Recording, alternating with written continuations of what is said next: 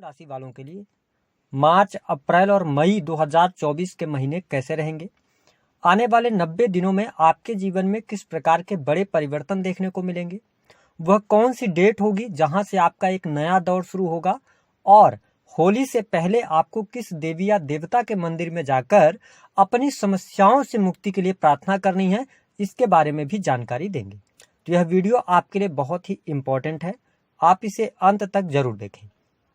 देखिए, जब मार्च 2024 की शुरुआत हो रही है तो आपके लिए ग्रह गोचरी स्थितियां कुछ इस प्रकार की रहेंगी। आपके जो राशि के स्वामी बनते हैं बुधदेव, शनि, सूर्य और बुध की युति आपके 9th हाउस में रहेगी। गुरुदेव बृहस्पति 30 अप्रैल 2024 तक 11वें भाव में आपके गोचर करेंगे, उसके बाद ये 12वें भाव में चले जाएंगे। राहु देव आपके 10वें भाव में गोचर करेंगे, वही केतु की उपस्थिति जो रहेगी वो 4th हाउस के अंदर रहने वाली है। मंगल शुक्र आपके 8वें भाव में गोचर करेंगे। सबसे पहले अगर हम बात करें कि आपके लिए किस प्रकार की परिस्थितियां बन रही हैं स्वास्थ्य से रिलेटेड, तो देखिए 7 मार्च से लेकर 26 मार्च तक बुध देव 10वें भाव में रहेंगे, लेकिन ये नीचगत अवस्था में रहेंगे। ऐसी स्थिति में मार्च का महीना आपके स्वास्थ्य में उतार चढ़ाव जरूर लेकर आने वाला है। अपने स्वास्थ्य को लेकर आप अवेयर रहिएगा। आपको स्किन डिसीज परेशान कर सकती हैं या इसके अतिरिक्त आपको कोई न कोई एलर्जिकल प्रॉब्लम, ब्लड से रिलेटेड इशू है, तो इसको लेकर आप थोड़ा सा सावधान रहिएगा। मार्च का महीना स्वास्थ्य में थोड़ी सी दिक्कतें आपको देने वाला है। हालांकि अगर देखा जाए तो 27 मार्च से लेकर और 9 अप्रैल का टाइम फ्रेम आपके स्वास्थ्य के लिहाज से अच्छा रहेगा, कोई बहुत ज्यादा नेगेटिव स्थिति नहीं रहेगी। लेकिन 9 अप्रैल के बाद से फिर से बुधदेव एक बार नीच अवस्था में आ जाएंगे। तो अगर हम कहें तो मार्च और अप्रैल का महीना आपके स्वास्थ्य के लिए बहुत ज्यादा अवेयर रहने की आवश्यकता है, क्योंकि शनिदेव जो हैं ये 17 मार्च से उदित होकर आपके 6 हाउस को भी देखेंगे। तो अगर आपको कोई लॉन्ग टर्म की बीमारी है, कोई समस्या है, तो उसको लेकर आप सावधान जरूर रहिएगा। बहुत अच्छी स्थिति आने वाला समय आपके स्वास्थ्य के लिहाज से नहीं है। मई के महीने से आपका स्वास्थ्य काफी अच्छा होगा। स्वास्थ्य संबंधित कोई बड़ी समस्या अगर चल रही थी, उसका निदान नहीं मिल पा रहा था, तो आपको सोल्यूशन मिल जाएगा 1 मई 2024 के बाद से। हम बात करते हैं आपके लिए संतान की क्या स्थिति रहेगी। देखिए, संतान के लिहाज से यदि देखा जाए तो मार्च का महीना बेहद ही शानदार रहेगा। संतान के स्वास्थ्य को लेकर कोई परेशानी थी तो बहुत अच्छी स्थिति आपके लिए यहाँ पर बनती हुई नजर आएगी। संतान संबंधी समस्याएं दूर होंगी। यदि आपकी संतान उम्र में बड़ी है तो उनके साथ में बॉन्डिंग अच्छी देखने को मिलेगी। संतान के विवाह को लेकर अगर आप परेशान चल रहे थे तो संतान के विवाह से जुड़ी हुई बात यहाँ पर हल होती हुई नजर आएगी। मार्च और अप्रैल का महीना आपके संतान के लिहाज से अच्छा रहेगा, उनके कैरियर के लिए बहुत अच्छा रहेगा, है ना। और साथ ही उनके शादी विवाह को लेकर भी बातें आगे बढ़ सकती हैं, तो ये मैं अच्छा देख रहा हूँ। मई 2024 की अगर हम बात करते हैं तो वह भी स्थिति आपके संतान के लिए अच्छी रहेगी, कोई बहुत ज्यादा नेगेटिव स्थिति नहीं है। जो लोग नवविवाहित हैं, जो संतान अथवा फैमिली की प्लानिंग करना चाहते हैं, उनके लिए समय बहुत अनुकूल है। मार्च और अप्रैल का महीना आपके लिए संतान का सुख प्रदान करेगा। संतान प्राप्ति के योग यहाँ पर दिखाई देते हैं। हम बात करते हैं कि आपके लिए भौतिक सुख साधनों के लिए, जमीन प्रॉपर्टी के लिए समय कैसा रहेगा। देखिए, आपके 4th भाव के जो स्वामी रहेंगे ना, वो बनते हैं कौन? बुध देव। और आपके 4th भाव में केतु देव विराजमान हैं। तो यदि आप मिथुन लग्न या मिथुन राशि के हैं और वीडियो को देख रहे हैं तो 110% इस समय अवधि के दौरान आपके अंदर एक भूख पैदा होगी, विशेष तौर पर प्रॉपर्टी को लेकर। आप बहुत कम समय में अच्छी प्रॉपर्टी बनाना चाह रहे हैं, या आप इस फील्ड की तरफ जा सकते हैं कि कोई प्रॉपर्टी आपके सामने निकल कर आए और उसको आप खरीद कर और उसे फिर सोल्ड कर दें, यानी बेच दें, उससे बेनिफिट निकाल लें। लेकिन मैं आपको बता दूं कि केतु देव जिस भाव में बैठते हैं उस भाव में ये प्यास पैदा करते हैं। तो ध्यान रखें कि मार्च और अप्रैल का महीना आपके लिए विशेष तौर पर यदि देखा जाए तो भूमि, भवन, वाहन से संबंधित कार्यों के लिए बहुत अनुकूल नहीं रहेगा, क्योंकि शनिदेव अस्तगत अवस्था में रहेंगे 17 मार्च तक। और मार्च के महीने में बुध देव जो कि आपके राशि के स्वामी हैं, ये नीचगत अवस्था में रहेंगे और फिर इसके बाद 9 अप्रैल के बाद पुनः एक बार नीच अवस्था में आ जाएंगे। तो ध्यान रखें कि प्रॉपर्टी से जुड़ा हुआ कोई निवेश करना चाहते हैं, है ना, कोई आप मकान बना हुआ लेना चाहते हैं, तो मेरी सजेशन ग्रह गोचर स्थितियों के आधार पर कि इसको आपको अभी पेंडिंग में डालना चाहिए। आप अभी चीजों को ले तो लेंगे लेकिन आगे चल के फंस जाएंगे। बताना मेरा काम है, बाकी आपके ऊपर डिपेंड करता है। यदि आप जुपिटर की दशा वगैरह में चल रहे होंगे या लग्नेश की दशा चल रही होगी तो चीजें आपके लिए बेहतर हैं, लेकिन फिर भी आपको भी इन सभी चीजों को डिले करना चाहिए। 1 मई के बाद डिसीजन आपको लेना चाहिए, तो ज्यादा बेहतर तरीके से आप जीवन में आगे बढ़ पाएंगे। हालांकि भौतिक सुख सुविधाओं में थोड़ी सी कमी आपको देखने को मिलेगी। अब वो टाइम हम आपको बता दें कि 7 मार्च से लेकर 26 मार्च का टाइम होगा जब आप भूमि, भवन, वाहन या भौतिक सुख सुविधाओं पर खर्च करने की तरफ अग्रसर होंगे, है ना। लेकिन यहाँ पर थोड़ा ठहराव के साथ में आप आगे बढ़िएगा, अन्यथा आगे चल के चीजें कहीं ना कहीं से लीगल कॉम्प्लिकेटेड चीजें आपके सामने निकल कर आएंगी। केतुदेव 4th हाउस के अंदर विराजमान है, जिसके परिणाम स्वरूप परिवार को लेकर भी थोड़ा सा आप में असमंजस रहेगा, अविश्वास का भाव पैदा होगा। तो मैं बहुत अच्छा पारिवारिक जीवन नहीं देख रहा हूं। लेकिन 1 मई 2024 से आपके परिवार में कोई शुभ अथवा मांगलिक कार्यक्रम होंगे, भूमि, भवन, वाहन का लाभ होगा, आपके भौतिक सुख सुविधाओं में वृद्धि होगी, परिवार के लोगों में सामंजस्य आपको देखने को मिलेगा। ये बहुत सारी चीजें आपको देखने को मिलने जा रही हैं, ठीक है। तो अगर देखा जाए तो थोड़ा सा आप वेट कीजिए, उसके बाद आप आगे बढ़िए। हालांकि अगर हम बात करें प्रेम संबंध के मामलों के लिहाज से, तो देखिए मिथुन लग्न और मिथुन राशि वाले हैं, आप काफी लंबे समय से यदि एक रिलेशन में चल रहे थे, आप अपने रिलेशन को वैवाहिक जीवन में तब्दील करना चाहते हैं, तो मार्च और अप्रैल का महीना आपके लिए बेहद ही शानदार रहेगा। प्रेम संबंधों में आपको अनुकूलता देखने को मिलेगी। नए प्रेम संबंध की तरफ आप जाना चाहते हैं या अपने प्रेम का प्रस्ताव किसी के सामने रखना चाहते हैं, तो 26 मार्च से लेकर 9 अप्रैल 2024 तक का टाइम फ्रेम आपके लिए अच्छा है। तो मैं प्रेम संबंधों के लिहाज से समय अच्छा देख रहा हूं, कोई बहुत ज्यादा निगेटिव स्थिति आपके लिए नहीं है। 1 मई 2024 के बाद प्रेम संबंधों में थोड़ा सा उतार चढ़ाव आपको देखने को मिलेगा, लेकिन बहुत ज्यादा निगेटिव स्थितियां आपके लिए नहीं रहेंगी। हम बात कर लेते हैं आपके लिए दाम्पत्य जीवन की स्थिति क्या रहेगी। देखिए मिथुन लग्न और मिथुन राशि वालों के लिए गोचर के आधार पर स्पष्ट तौर पे देखा जाए तो आपके जो सप्तम भाव के स्वामी बनते हैं वो जुपिटर बनते हैं। बृहस्पति 11th हाउस में लाभ भाव में है, काफी अच्छा समय यहाँ पर बना हुआ है। आप अपने पार्टनर के साथ क्वालिटी टाइम स्पेंड करेंगे, पार्टनर के साथ में आपकी बॉन्डिंग बहुत अच्छी रहेगी, है ना। और साथ ही दाम्पत्य जीवन में आपको दाम्पत्य सुखों का अनुभव भी प्राप्त होगा। पार्टनर के साथ आप कहीं घूमने फिरने का भी कार्यक्रम बना सकते हैं, ये स्थिति आपके लिए बहुत ही बेहतर रहेगी।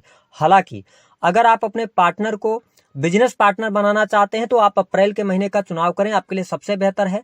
बिजनेस से आपको बहुत अच्छा लाभ होगा। यदि आपके पार्टनर कोई कार्य कर रहे हैं तो उनके कार्यों में प्रगति आपको देखने को मिलेगी। तो मैं दाम्पत्य जीवन के लिहाज से समय बहुत ही अनुकूल देख रहा हूं, यहाँ पर किसी भी प्रकार की समस्या नहीं है।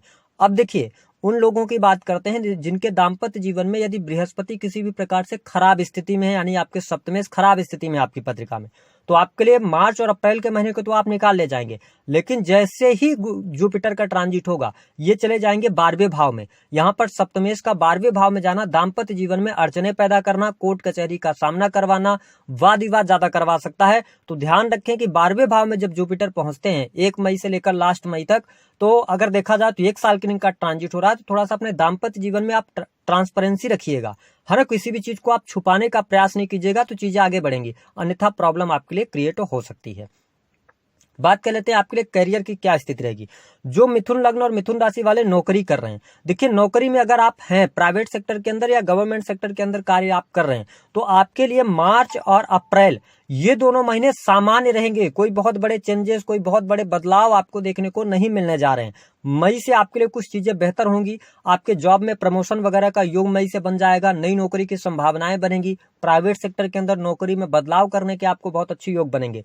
साथ ही आप देखेंगे राहु देव आपके 10th हाउस में विराजमान है, तो मैं आपको यही कहूंगा कि राहु एक भ्रम पैदा करते हैं 10th हाउस के अंदर। हालांकि रिजल्ट इनका ठीक है, लेकिन प्रॉब्लम क्या होगी कि आप कोई काम कर रहे हैं उसमें आपको भ्रमित कर सकते हैं। हो सकता है आप कोई बैड डिसीजंस ले जाएं मार्च के महीने में जो आगे चल के आपके लिए अच्छा ना हो।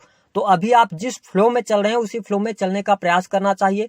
कुछ अतिरिक्त प्रयास अपने करियर में आपको नहीं करना चाहिए। मेरे तरफ से सजेशन यही है गोचर के आधार पर।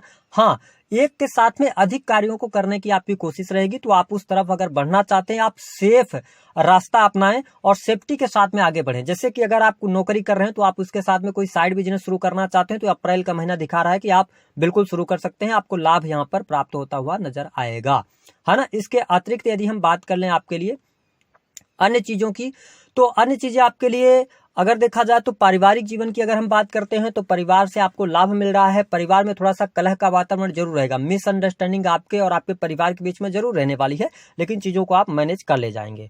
हम बात कर लेते हैं जो लोग विदेश में ऑलरेडी रह रहे हैं उनके लिए कैसा समय रहेगा। देखिए विदेश में रह रहे लोगों के लिए 17 मार्च तक का टाइम बहुत अच्छा नहीं है। 17 मार्च तक परिस्थितियां थोड़ा सा सामान्य रहेंगी, भाग्य का कम सहयोग मिलेगा, लेकिन 17 मार्च के बाद आपके लिए विदेश के योग अच्छे बनेंगे। विदेश से आपको धन प्राप्त भी होगा, विदेशी भूमि से आपको लाभ मिलेगा। जो लोग विदेश जाकर नौकरी वगैरह की तलाश कर रहे हैं उनके लिए 17 मार्च के बाद समय अच्छा हो जाएगा, आप विदेश जाकर नौकरी वगैरह प्राप्त कर सकते हैं।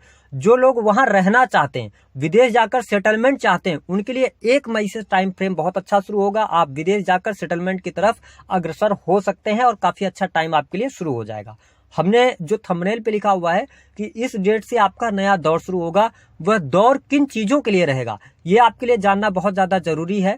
पहला कि आपके लिए 1 मई 2024 वह डेट होगी जब आपके जीवन में भौतिक सुख सुविधाएं, आपकी इच्छाएं पूर्ण होंगी, आपका मन प्रसन्नचित रहेगा, परिवार में शुभ और मांगलिक कार्यक्रम होने के योग दिखाई देते हैं, तो ये अच्छा रहेगा। उसके साथ दूसरी स्थिति, आपके करियर में विशेष तौर पर नौकरी में वृद्धि, नई नौकरी की संभावनाएं, कर्ज से मुक्ति और साथ ही शत्रुओं पर विजय आपको प्राप्त होगी। इसके साथ तीसरा जो आपके लिए बहुत अच्छा टाइम फ्रेम शुरू होगा उन लोगों के लिए होगा जो लोग कंप्यूटर टेक्नोलॉजी से जुड़कर काम कर रहे हैं, टेक्निकल फील्ड से जुड़े हुए हैं, अकल्ट से जुड़े हैं, फैक्ट्री इंडस्ट्री उद्योग चलाते हैं, छोटे उद्योग चलाते हैं, उनके लिए समय बहुत ही बेहतरीन यहाँ पर साबित होने जा रहा है। लेकिन जो लोग टूर एंड ट्रेवल वगैरह आदि का काम कर रहे हैं, तो आप कोई भी निवेश कर रहे हैं तो आप अप्रैल के पहले टूर एंड ट्रेवल के कार्यों में निवेश कर सकते हैं, आपको लाभ अवश्य प्राप्त होगा। अगर हम बात करते हैं आपके लिए कि आपका जो संचित धन है, अगर आपका प्रश्न है कि क्या आप शेयर मार्केट वगैरह से पैसा बना सकते हैं, मिथुन लग्न और मिथुन राशि वालों, राहु की जो दृष्टि है ना वो आपके सेकंड हाउस पर पड़ रही है। पंचम दृष्टि, 7वीं दृष्टि जो है बृहस्पति को आपके पंचम भाव पर पड़ रही है। लेकिन मार्च और अप्रैल के महीने में आप शेयर मार्केट में यदि पैसा लगाते हैं तो बहुत सोच समझ कर लगाएं, क्योंकि बुध जब अस्त रहेंगे तो आप कंफ्यूज हो जाएंगे। वैसे भी आपका स्वभाव थोड़ा सा कंफ्यूजन वाला होता है। दूसरी बात कि आप एक चीज पर ज्यादा लंबे समय तक टिकते नहीं है, तो आपको यह समय जो है ना, इस समय को ठहराव के साथ में निकालना। अगर किसी बड़े चेंज की तरफ आप जाना चाहते हैं तो आगे थोड़ा सा वेट करके आप बढ़ेंगे तो ज्यादा ठीक रहेगा। मई से आपके लिए अच्छा समय शुरू हो रहा है जो आपके करियर वाइज बहुत अच्छा जाने वाला है, तो वहां पर आप डिसीजंस ले सकते हैं। अब हम बात कर लेते हैं कि आपको जो हमने बात की थी कि होली से पहले आपको क्या करना है। देखिए, मिथुन लग्न या मिथुन राशि के आप हैं, कई बार जीवन में हम किसी चीज की पूर्ति के लिए बहुत सारे प्रयास करते हैं, एफर्ट्स भी डालते हैं, नॉलेज भी लगाते हैं, उसके अंदर पैसा भी इन्वेस्ट करते हैं, लेकिन हमारा भाग्य साथ नहीं देता, जिसकी वजह से हमको जितनी सफलता प्राप्त करनी उस फील्ड के अंदर हम प्राप्त नहीं कर पाते। तो आपके जीवन में यदि कोई कष्ट चल रहा है, चाहे वह दाम्पत्य जीवन को लेकर हो, चाहे प्रेम विवाह को लेकर हो, चाहे नौकरी को लेकर हो, चाहे धन की किल्लत आपके जीवन में बनी हुई है, तो आपको क्या करना है, किसी भी मंगलवार को आप हनुमान मंदिर जाइए। ध्यान से सुनिए इस उपाय को। हनुमान मंदिर आप जा सकते हैं या कार्तिकेय जी के मंदिर जा सकते हैं, और वहां जाने के बाद आपकी जो एक इच्छा है, प्रबल इच्छा है, उस इच्छा को आपको रखना है, हनुमान जी से कहना है, उनके सामने आपको बोलना है कि आपकी यह इच्छा है, उसकी पूर्ति के लिए आप हनुमान जी से प्रार्थना कर रहे हैं। आप अपनी इच्छा को व्यक्त कीजिए। उसके बाद हनुमान जी को बूंदी का लाल लड्डू आप चढ़ाएं और साथ ही उनको लाल रंग के पुष्पों की माला अर्पित करें। उसके बाद वहां पर संकल्प लेकर कि जब आपकी यह इच्छा पूर्ण होगी तो आप इस मंदिर में आकर श्रम दान करेंगे, भोजन का दान करेंगे, या कुछ भी जो भी आपकी स्वेच्छा है आप बोलकर संकल्प लेकर अपने काम पर लग जाइए। और हर महीने में कम से कम 2 बार उस मंदिर में जरूर जाइए जहां पर आपने संकल्प लिया है। आप इस उपाय को 1.5 महीने तक लगातार कर लीजिए। आप देखेंगे कि आपके जीवन में चमत्कार होगा, जो आपकी इच्छा है वह इच्छा पूर्ण होगी। शर्त यह रहेगी कि इच्छा जेन्युइन होनी चाहिए। दूसरी बात कि आप नॉनवेज का सेवन इस दौरान ना करें, तो आपको बेहतर